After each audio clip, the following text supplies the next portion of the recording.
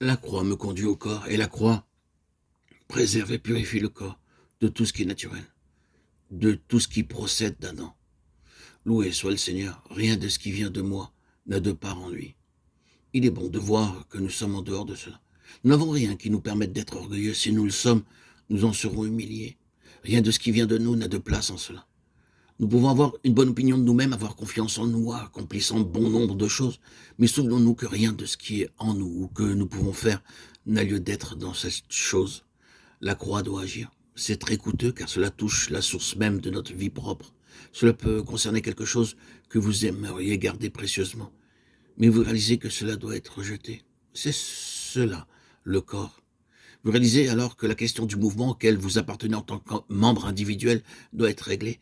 Il ne peut y avoir d'indépendant dans le corps. Le corps ne le permettrait pas.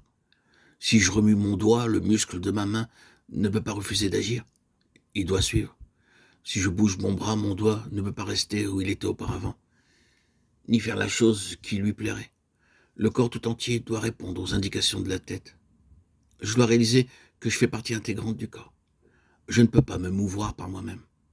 C'est une question qui est liée au corps. Vous découvrirez que chaque mouvement doit s'effectuer sur la base du corps. Ce qui est individuel doit disparaître. Vous devez compter sur les autres, vous devez vous mouvoir avec les autres. Vous devez progresser avec Dieu et avec vos frères. Se règle la question des têtes pensantes. La question d'une autre autorité dans le corps de Christ cause un préjudice au corps. C'est vouloir renverser la seigneurie de Jésus. C'est destituer le oint de Dieu et mettre quelqu'un d'autre sur le trône. C'est comme lorsque Saül était contre David. Saül représente la chose suivante.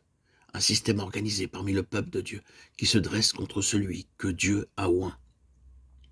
Il y avait deux ennemis opposés à David. D'une part, il y avait Goliath, les Philistins, les ennemis qui venaient du dehors.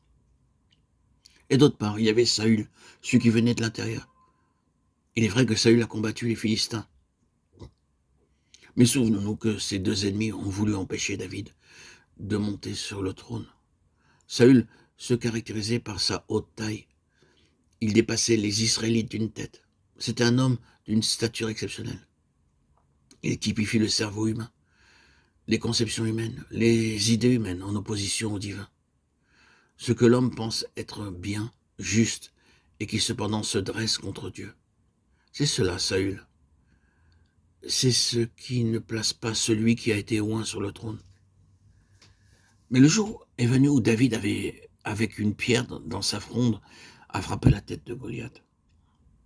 Il n'a pas touché la tête de Saül. Mais à partir de ce jour-là, toutes les intentions et les pensées de la tête de Saül ont été frappées également. La puissance de Saül a décliné, le règne de Saül a pris fin lorsque Goliath a été mis à mort. La pierre qui avait touché Goliath avait aussi frappé à mort la tête de Saül. Il n'est pas nécessaire que nous frappions directement les systèmes de choses actuelles. Nous ne luttons pas avec ni contre la chair et le sang. Mais si, par la grâce de Dieu, un coup mortel a pu être porté à notre ennemi spirituel, celui de l'extérieur, nous savons que le jour du règne de Saül sont comptés. Toutes les autres têtes couronnées doivent se retirer. Tous les autres rois doivent capituler. Le trône doit être donné à David. Et c'est ce que Dieu fait aujourd'hui. Voici ce qui est sur mon cœur. Si vous connaissez réellement la croix, elle vous introduira dans le corps.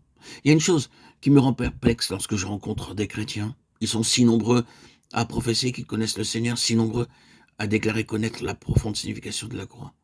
Mais cependant, rien ne se produit. Ils en sont toujours au même point. Rien ne progresse. Ils déclarent croire au corps. Ils disent que tous sont un en Christ. Ils soulignent que le vieil homme doit partir, que l'homme naturel doit se retirer, que rien de tout cela ne doit subsister, ne doit être gardé. Mais rien ne se passe. Vous ne voyez jamais les choses se manifester. Ce n'est pas un simple langage que le Seigneur nous préserve d'être uniquement des parleurs. Le Seigneur doit nous donner quelque chose de spirituel afin que nous puissions réellement voir. Ainsi, nous réaliserons que tout ce que nous avons traversé, tout ce que le Seigneur faisait en nous, n'avait pour autre objectif que le corps. Il s'évertue à ôter ce qui vient de nous-mêmes, pour faire de nous des membres qui fonctionnent dans le corps. Puisse-t-il nous conduire afin que nous soyons en mesure de voir clairement ce qu'il fait aujourd'hui. Également, que rien de ce qui procède de nous-mêmes ne peut avoir de part dans son corps.